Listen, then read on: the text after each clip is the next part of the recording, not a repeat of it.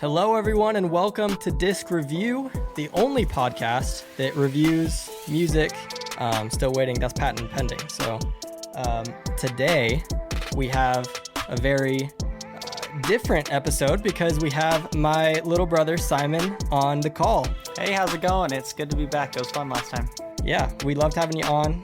We thought the episode went great, and so this album that we're going to be talking about today, Peach Club, is one that all three of us are familiar with. In fact, we all went to the Peach Club tour. We saw them in concert, Emarosa, and we, got the full Peach Club experience live. So I thought it would be a fun little one for all three of us to be on. Yeah, what are your thoughts on the record? So this is actually one of my favorite albums of all time. If I were to make a list of like top 10, this would be somewhere on it. And that's kind of surprising to me because I am mainly like a metal guy. That's kind of my zone. But this album is really poppy. And for some reason, it just sticks with me. It hit in the right spot. And this album has been one that I go to often. Even it came out in 2019, so it's been a few years. And I still go back to it. And when it came out, I think I originally still preferred their old sound better. It was a little, it was like alternative rock, and it was a little more guitar driven. But as time has gone on, this album has really grown on me, which is why I think today it's still one of my favorites. What do you think, Matt? Yeah, I mean, I really like this record. I knew this band from you. They've gone through so many changes. I mean, could probably talk about that later, but I really like this transition sound. I was hooked on So Bad, which was, I think, the lead single, but I don't remember. It's the first one I heard. And yeah, just it immediately hits you with this crazy, pop synth sound that is not, you wouldn't expect from them. And just some solid songwriting on this record. Seeing them in live was really fun. They put on a great show. It was in like the tiniest room I've ever been in, with 100 people in this like, it was like shack. A sardine can in there. It was like this dirty shack, but they put on a great show. And I was really really happy with this record. What about you, Simon? Yeah, I really like this album. I was kind of in the same boat where I really liked their old stuff. I can't tell if I like this more than Versus or if I like their Versus album more.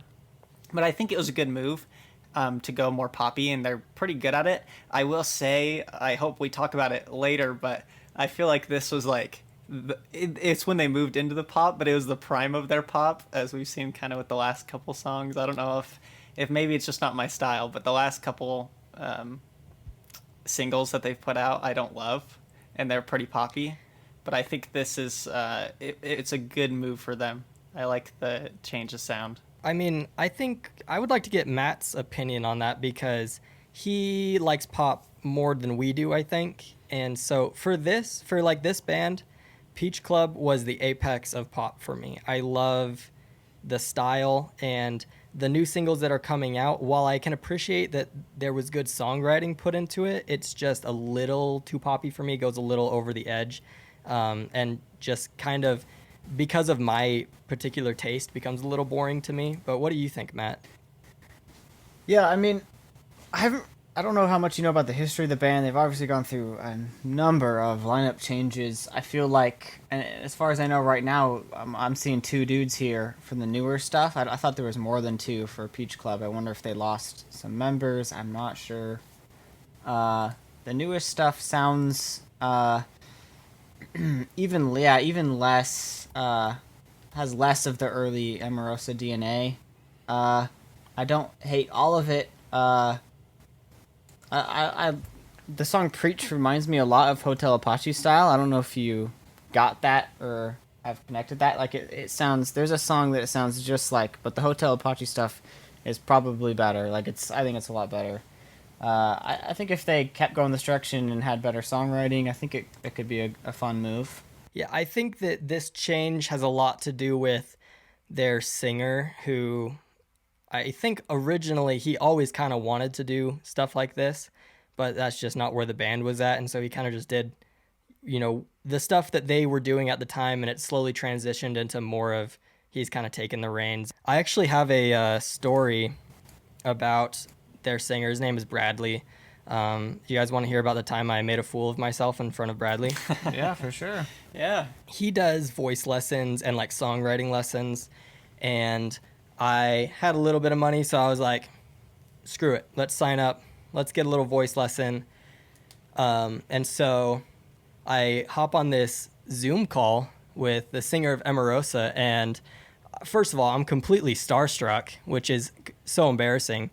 I don't know why I do it, because I can recognize that, especially it happens a lot with musicians with me.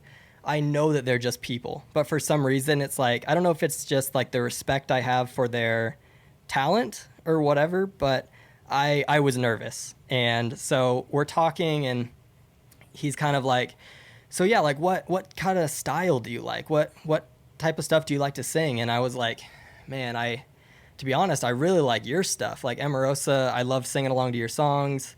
I that stuff I like to sing. And he was like, oh yeah, Emarosa is great. The earlier stuff was the best. And he was making a joke, right? Because he wasn't part of the band during their earlier stuff. And for some reason I didn't get it. And I was just like, no, like your stuff, man. I like your stuff. And he was like, no, that's like a joke I say. And then I was just like, oh shit, now he knows that I'm retarded. Like all went overboard at that moment. And I realized that, I can't talk to famous people at all. I mean, it's not too bad. I thought it was gonna be worse. Yeah. He probably Wow. gets that all the time. It's true. I mean, I don't know. Have you guys ever like met someone and like felt that before?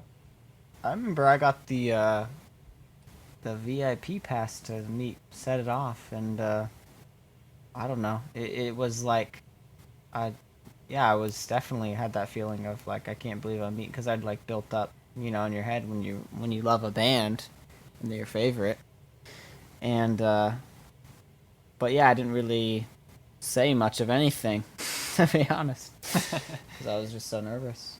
Yeah, I haven't really met like a lot of famous people. I'm not really cultured very well in like pop culture. My fiance is always upset because she loves celebrities and she knows the names to all the celebrities and all the musicians, and I like their music, but I just never like get to know the people. So I don't think I've really met any famous musicians. But now that you're talking about Set It Off, not to like derail us, but I was able to go to their concert like a couple months ago, and wow, that was like the best concert I've ever been to. They are so theatrical with everything. It was amazing. But I would like to meet them, or maybe Pierce the Veil, or I don't know. I mean, we kind of met Emarosa just because that concert was so tiny that we were like front row. You could like touch them, but You can't help but meet him at that point. yeah, I'm sure they at least saw us, so that's enough for me, I guess. Well, why don't we dive into some of these songs here? So, as we mentioned before, this album is Peach Club by Emarosa, and the first track is Given Up. This song is kind of bridged the gap for me for, their previous album 131 to now. It's got that guitar and a little bit of brass driving the sound, and it's got really high energy vocals that honestly starts the album off with a bang. Although this album is, a pretty big departure from their last few albums, I feel like this song kind of sounds like a mix. It really blends it well. It made it so that when you jump in, it doesn't sound too unfamiliar. I used to listen to this song a lot, but I find myself skipping it lately just because it feels a little bit out of place for the rest of the songs. I mean, most of the album is very like synth driven, and this one it's just a little different. And so I usually start with Don't Cry, to be honest, just because that's kind of where the album starts for me. What do you guys think? I like this as an opener. I felt like there's other songs I feel are more like their last record. This one is very fun and groovy. I mean, it's to me, it's a good opener because it sets the tone of the entire record. It's showing you what this new style is.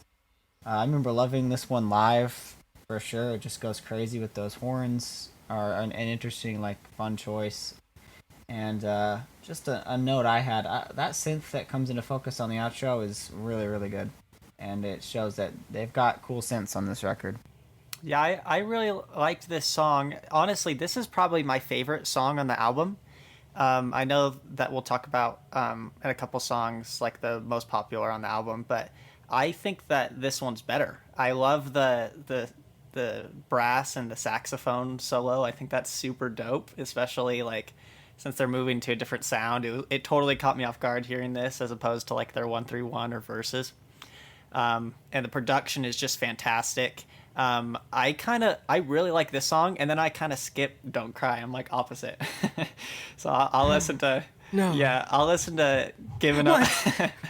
I'll listen to "Giving Up," and then when "Don't Cry" comes, I think I've just heard it too many times because when the album first came out, I loved that song, and now it's just like a little burnout for me. So I don't necessarily don't like "Don't Cry," but I think "Giving Up" is probably my favorite on the album.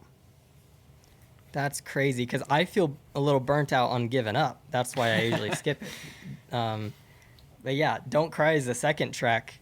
Honestly, one of my favorites on the album here. This is really where it starts for me. The synth on this track, all the synths on this track are absolutely elite. The bounce in the rhythm of the verse is just so fun, and the chorus is super solid. I think their singer does a perfect mix of emotional belts and soft falsettos here, which he does throughout the whole record. Even though they keep the chorus very similar each time they play it, it feels new every time they bring it back just because it's so good. Yeah, I like this one. I think it's. I'm with Simon. I like the first one a little bit better. I think it overshadows it a bit, but I like it's definitely got a change in tone here, and you're right, the synths are still really good, and I like a little bit of falsetto for. I think this song really shows how great the production is in this album. Like the bridge of this song is just produced so well. It just like you hear the fade in synths when they're like switching parts, and it just sounds so good. And it's kind of hard to say that I love this song because Bradley is just an amazing singer because he's amazing in all the songs. But this, like, his vocals are very, very good on this song. I just have listened to it too many times, I think, and that's why I don't listen to it anymore. But it's a really good song.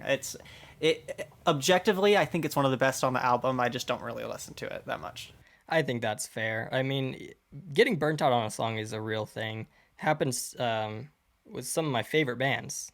I have songs that I used to play all the time and now I just can't listen to because I've heard it too many times. I think they start to come back around after a while, though.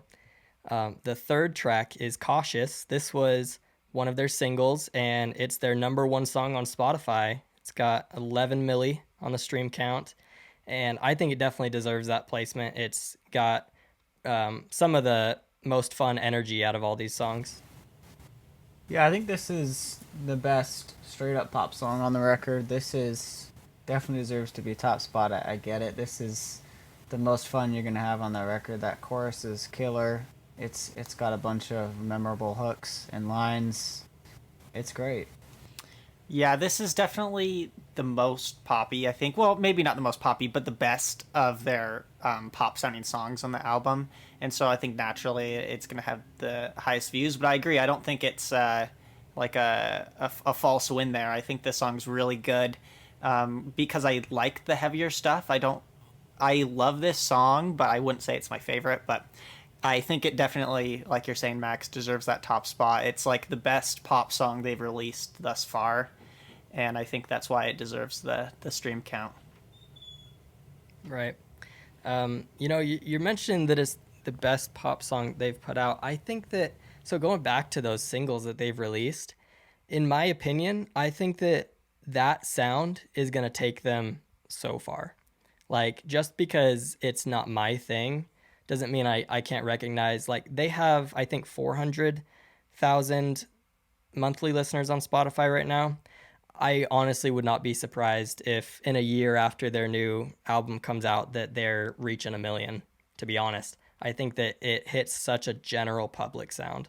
Yeah, it's the right direction to go, especially since the scene they were in is definitely faded into obscurity just a bit in recent times. A lot of bands leaving the scene and heading to pop, I feel. Mm-hmm. Well, even the heavy bands are turning poppy. Yeah.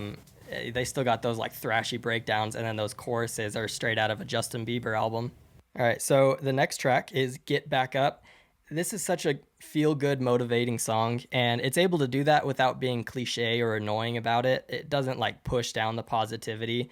It kind of gives it a great message about how you can get back up after being knocked down and come back better than ever. And honestly, I think that that's a good message to describe the band as a whole. I mean, like we brought up before, Emarosa has gone through so much in terms of like a lineup change and being popular in one scene and then kind of dying off there and being rebirthed in another scene. And that's couldn't have been easy for these guys. I mean, a lot of them, I think, weren't really doing anything other than just writing songs for years without people listening to them, you know? And I think now with Peach Club and with the direction they're moving, they're starting to get some recognition, which I think is well deserved, and this song I think encapsulates that perfectly. Well, I thought about this song for quite a while, what I was thinking to say about this, and I didn't really have an idea until I'd listened more into the album, and now I've got a pretty solid theory on something that's going on here. So there's 3 songs on this album, okay, that do this problem, and I think it progressively gets worse. And I think this is the first one, and it's not as bad as the other 2.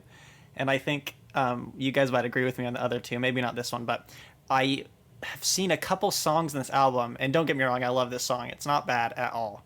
But they have like a really, really powerful verse, and then they hit you with a chorus that's got like a one-liner vocal, and I don't love it. And I feel like it kind of falls flat a little bit. Now, I'm not saying that because the song's bad. I think this one isn't as bad as the other 2 that I'll bring up. But I think it's got that. I don't know if you guys agree with me on that, but I feel like the verse is pretty strong on this, and I like the bridge. But the chorus, I don't love the one-liner choruses. And I feel like when the lyrics are a little too straightforward, it just doesn't grab me as much. But maybe you guys don't agree. I just think that's what I thought of when I was listening to this one. I mean, funny you say that. I already know which one is one of them. It's a hell of it. But it's... So this is a fun song. It's very similar in style to these other songs. You know, solid production and melodies. It's just... I think the biggest problem with me for this song and with the record as a whole is that occasionally the lyrics are so generic I just can't connect with them. I know like you telling me this story and some background of the band definitely helps. I for the longest time, I've always put this in the same category of songs like Change by Charlie Puth, where it's like so generic and like just feel good, do better, whatever. I don't know. I love the specificity. I love like getting a personal story. This just doesn't have that in the way the lyrics are composed. I think you could definitely add that though if you know a lot about the band. Not that I hate this song, but that's just kind of how I feel about it. I definitely understand where you're coming from. I mean, that exact thing is what I was thinking of going into it because, it is a very feel-good song, and the lyrics, it's about getting back up, and that's not that's not unique to this band. Lots of bands have sung about that, and I totally get it. I think that it doesn't do it quite in the way that Charlie Puth song does. Because that one, this isn't as egregious, yes. I mean, the worst thing, in my opinion, well, maybe not the worst thing, a bad thing a band can do, in my opinion, is sit down and be like, let's write a feel-good song. And what makes people feel good? Being positive. Let's write about being positive. And then the whole message is just one-liners that they got off of Pinterest. And that is the worst thing a band can do. Because it makes the song nothing, You can't feel good when they're being so cliche about it. And so I get what you are meaning. I don't feel like this song goes quite that far, but it goes in that direction. Yeah, I don't think it goes that far, but I agree with you where I think when it's too just the whole message is just be positive, and it gets a little ingenuine where like when you're listening to it you don't really connect like Matt was saying. But I only bring it up because the other two songs that come up later I think are more egregious than this one. So I actually don't really have a big problem with this. I just think that this song kind of started a couple songs before some worse ones. So Well, next we got So Bad. And I don't know if you guys remember this, but when we saw them live, I'm pretty sure they played this song yes. twice. I think it was something to do with like the bass player like broke a string or something halfway through the song, and afterwards they're like, "Oh, whoa, you weren't there for half that song? Oh, run it back!" And they just queued it up and played it again. And what I thought was the funniest part about that was the singer Bradley did the same ad libs and like in between things, and Yeah. that killed me. It was so funny. This is probably the poppiest on the album. I don't know. You guys were saying maybe Cautious was the most poppy. I think this is even poppier. Yeah, this is the most poppy. Uh, a really good pop song. You're right. Like this was so good live. I think this, if you're a pop fan, this is gonna steal the show. Probably. This is it's got great production, and yeah, I've been a big fan of the song since I first heard it before the album was even out. Yeah, I think I maybe I misspoke, but I think this is the most poppy, but it's not done as well as Cautious. Just like objectively in a pop standard, I don't know how to even describe that, but I prefer this song over Cautious. I probably come back to this one more than that, and I think that it's just got really good staples of a pop song. I love the it's a little cliche when he says stop in that last chorus and they stop the instruments, but I think it's good. I like it. So, yeah, I think this is I prefer this one over Cautious, but I think Cautious is a better all around pop song, if that makes sense. Yeah, for sure. The next song is Help You Out. This song starts off with a nice little guitar that I think really shines in this song, especially in the chorus. They have this super pretty guitar lead in the background that just soars over those crisp vocals. Another thing I wanted to point out is how solid the pre-choruses are in this song.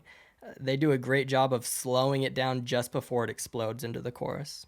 Yeah, I mean, I do like the guitar. I like there are some melodies I like. This one might be one of the more forgettable ones for me. There's just some others that I think stand out a little more, but and this one definitely is one I consider to be, very reminiscent of their sound from their last record. Kind of got that DNA in there.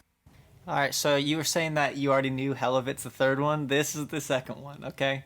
The verse is so good. It's so good. I love that quick guitar with like the slow drums. It's like very very vibey with the verse, and then you hit it on the head with the pre-chorus. So good. It's so good. They slow down before they hit the chorus, and then the chorus is just boring to me. I don't love it, and I feel bad because I want to listen to the song, and then every time I listen, I'm like, man, that chorus just kills it for me. I don't know, but I do like this song. It's not on the lower end of the album for me, but it's just a bummer that I really love the verse so good, but the chorus just doesn't do it for me. That's usually the opposite of, most bands put so much thought into that chorus that it's like they totally even forgot that they were supposed to write something catchy for the verse. But I do agree that Emarosa did a great job with pretty much all the verses on this album. And then there are a couple choruses that I think are lacking, especially, we'll get to it later, but Hell of It, you both have mentioned. Probably the weakest chorus out of all these songs, for sure. The next song would be EXO, and this song takes a huge turn as far as like sound goes, substitutes those poppy leads with a nice clean guitar. The song also has no drums, which I think was a great choice. It really makes it feel like a dude just singing a song in his room with his guitar. It's very low key. It sounds, very pretty. I think the vocals are able to really shine on this one because the instrumental is so minimal. Yeah, this is by far my favorite song on the record. I love this style. I love the stripped back style. Not everyone pulls it off, but I think they do here. This is just a ton of fun with the vocal melodies, and I think he does a great performance. He really gets to shine, like you said. And I think what makes it my favorite is this is the first time on the record I feel like the lyrics are personal enough that I can actually connect emotionally, and it it gives me that what I really think is important in a song, and especially of this style where it's so intimate with the singer. I this is just a song I return to a lot. Yeah, I think with like acoustic guitar songs, it's just the singer and the acoustic guitar. It can be boring, but I don't think this one's boring at all. I absolutely love this song. I think the guitar is just enough where it's not just strumming chords and I'm falling asleep, but it's not overpowering over the vocals, which are just amazing. So I think this was a great song to throw in there to really just show off how amazing their singer is. He's just fantastic. So. And that brings us to Hell of It. Dun dun dun. This is, the darkest sounding song on here for me. It's got lots of, that deep bass and strong guitars. And I even noticed some really powerful piano chords in the background, kind of on the lower register of the piano, those in the background. The chorus isn't the strongest. I have to admit it. It's true. It's simplicity can be great. It wasn't super great here. I think it was too simple, just repeating the one line that wasn't a super great line. Yeah, it's well, and it's a vague line too. What did you do? What did you do? And I mean, we What kind did of he know do for why the he hell did of it? it, but I still don't feel like I know why he did it. Well, we And know exactly why he did it. It was for the hell of it. I still need more information, but I definitely don't know what he did, and that's my problem. Yeah, no, I mean, when you got a record this good and you got to sound still weaker, it's easy to rag on it. I don't want to be too harsh, but yeah, I mean, I like the change to a darker feel. Like I said, I don't like records that sound all the same. I think if they'd kept going with the, just straight up pop and didn't take a turn here with XO, I think I would feel that way about this record. So I applaud, a change in tone a bit. But yeah, this is the weakest song on the record for sure. Okay, so I've been ragging on it, but hear me out. This song could have been the best one on the album. I'm telling you. The verse is so good. The bridge is so good. And then they The fumbled bridge is it. good. They just absolutely fumbled it. They dropped the ball. Game over. This song it's not listenable anymore for me. And it makes me so sad because the verse and the bridge is probably my favorite bridge on the album, but I can't listen to it. I just can't do it. So I don't know. I've ragged on it enough. That's all. That's all I have for this one. Well, I don't even think it's unlistenable. I actually don't mind the song, and I let it play through when I'm listening through the whole album. I do think that it's missing that chorus, which I'm really surprised they fumbled the chorus because I follow their singer on Instagram, and he made a post about how they changed for their new songs they're doing, how they changed the chorus 3 different times because they weren't satisfied with, they needed it to be catchier and more poppy, and it seems like they did not have that mindset when it came to this one. I do like thinking about how XO comes right before this, and XO is kind of like that, oh man, I messed up, but I want you back, girl. And then you got Hell of It. It's like, yeah, but I did for the hell of it, though. Yeah, I don't That's feel pretty like classy. I have an overarching message on this record. I don't know how you feel. I didn't feel like it was sending me one way or another. No, Sure. I don't think so. It's just fun. So after that, we got Comfortable. This song goes completely under the radar for me. I think it has no business going as hard as it does, but I don't think that people talk about it enough. If I were to make predictions before this album came out, I would listen to this song and be like, this one's going to have a crazy amount of streams. And, it kind of just had regular amount of streams. And I think that it deserves more because it's got, even though it does do that thing where it kind of just repeats that one line in the chorus, it did it really well. I think it has a really solid chorus. I think the lyrics are great in this song. So another thing I thought was incredible was, the chorus, it says it's a white lie. And when we saw them live, they were doing crazy colors and lights and like flashes, and then as soon as that chorus hits and he starts singing about the white light, all the lights go completely white, and it was really fun, really really fun. Yeah, I agree. This song is really good. Like top three for me. This, and you know what? I am shocked it's here. What spot on a record is more cursed, 8 or 9? But I mean, Dude. they might be equal. I don't know. Usually, that's where they put the worst songs. And look, hell if it's number 8, but 9 doesn't disappoint. Yeah, this song has a really cool tone and atmosphere, some soulful singing, and another song where I actually feel like I can connect with the lyrics. So yeah, sounds great. I'm glad you brought up how it was live, because I didn't really like this song before we saw them live. I just saw it like it was kind of like the porcelain from 1 through 1 of this album, but just not as good.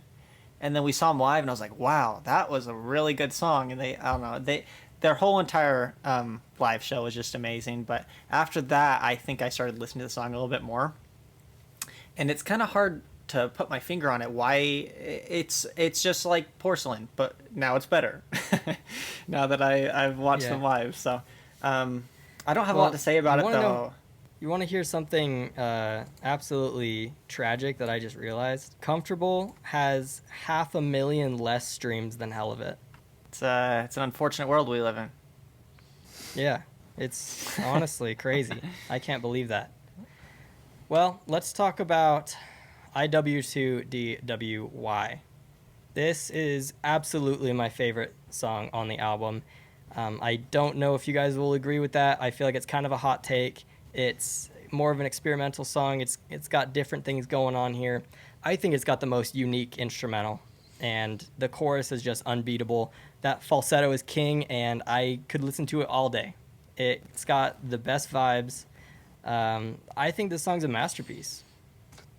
I agree with basically everything you said. The instrumental is insane. It's so good, and I mean, it's just this is the direction they should keep going, in my opinion. This song is stellar. And you're right, the falsetto, the melodies, they're just really, really good. Yeah, I love this song. The falsetto, you guys are just nailing it. It's so good, and he's such a good singer. So I feel like when they give him these songs that he can really just show off how amazing he is, it's just fantastic. So I think it was that way with some of the earlier ones on the album, but this one I think shows it the best. He's just so good. If this is how their next album sounded, I think it would be better than this one. So I really hope to hear more of this. I don't think we're going to. I think that the direction they're going is, it's going to be great for them, and I think they're going to get a lot of fans out of it. But it doesn't feel as personal as this song. At least with I guess you never really know with the singles. They're going to put out the generic pop songs for the singles, and there's going to be some deep cuts on it.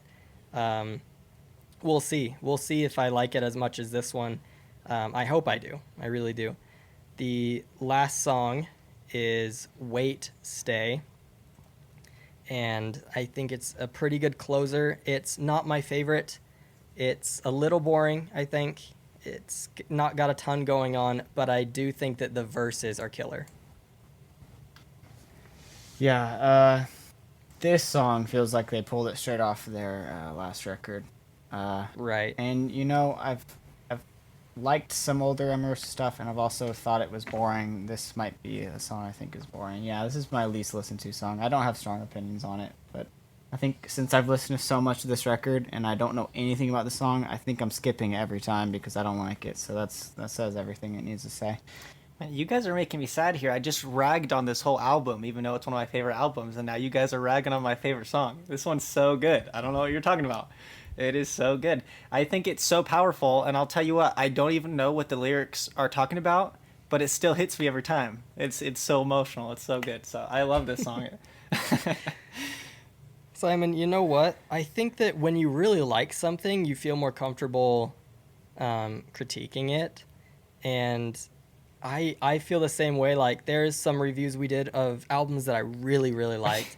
And I said some things about it. And then, like, someone will comment and be like, that take sucked. You're wrong. You suck. And I'm like, I don't know how to tell you this, bud. I love this band. I do. I am on your side. But you say one bad thing about a band, and they come after you. So we'll see what people want. They're gonna go after us for hell of it, dude. That's a bop. Yeah, maybe I I guess went a little so. too The stream hard. counts. Somebody, they need to represent Hell of It Nation, man. They gotta Seriously, someone's been streaming it. pull up on us for that. I mean, yeah, like, I don't know. I usually am really, really positive. I really like this record. I don't know why I felt like there were just a couple things I thought were interesting to talk about. And I really like critiquing things. I like just liking things. I'm very much of that mentality that just liking things is fun and not liking things is less fun. So just, you know, we're just trying to make it entertaining. Sometimes it's funny to joke about things, but we love this record. All of us do. We're not saying it's a bad record, and even the songs we think are weaker, we're not saying they're bad. So just keep that in mind, I guess. All the songs are just so solid that it's kind of hard to talk about just how solid they are, and how, like, all across the verse, the bridge, the chorus all blend well. And there's not a lot to say about that because that's just how the whole album is. So I think it's easier to say when maybe the chorus doesn't hit as hard as the verse. So that's what I think. That's definitely true. And I mean, to be honest, who cares what we think? You know, if you like a song and we say we don't like it, like, that means nothing. You go on and love that song to death, and vice versa. Like, I'm going to love what I love, and I am going to try my best to not care what other people think about it. Although I think that, you know, as humans, it's impossible to ignore the opinions of others. You just got to learn to take it with a grain of salt. But closing thoughts on this record, I do love this record. Like I mentioned at the beginning, it's one of my top 10 favorite records. I haven't made that list, but I should, because this would be on it. I just think from the name to the artwork to the song placement, it's all great. I think that it's their best album ever, and I hope that they improve upon it. But if they don't, I would be fine, because I have this one, and I will probably always come back to it. Yeah, I feel good about what we said about it, and yeah, hoping for new music. It's been a little while for Emarosa. I feel like we've just gotten a couple songs over the course of like 3 years, so hopefully a new record's on the way. I don't know if you know. It's coming. It should be out soon, probably end of this year, beginning of next year. Well, there you go, Emarosa fans. Stay tuned, and we'll review whatever they put out next. Yeah, I think weird to say, but as much as I trashed on it, I think just talking about it, I think I like this one more than Versus. I think it's a stronger album. So if this is what the next one sounds like, I'm very excited for it. Yeah, and you know what? I like their new singles. I was listening to them while we were talking. I think they're good. I mean, I think they sound very much like Hotel Apache, and I like that a little better, but I'm looking forward to the new stuff, and I think a lot of people will too. I think they're going in a cool direction. I don't think they're going to miss on it. I think it's going to hit, even if it doesn't hit me very hard, I think that it's going to do well. But thank you for listening. Simon, thank you for coming on. We love having you here. I think that you have some pretty good takes, and it's fun to get other people's opinions on stuff. So, yeah, we'll have you on again eventually. But thank you for listening again, and we will see you guys later with another review. Peace. See ya.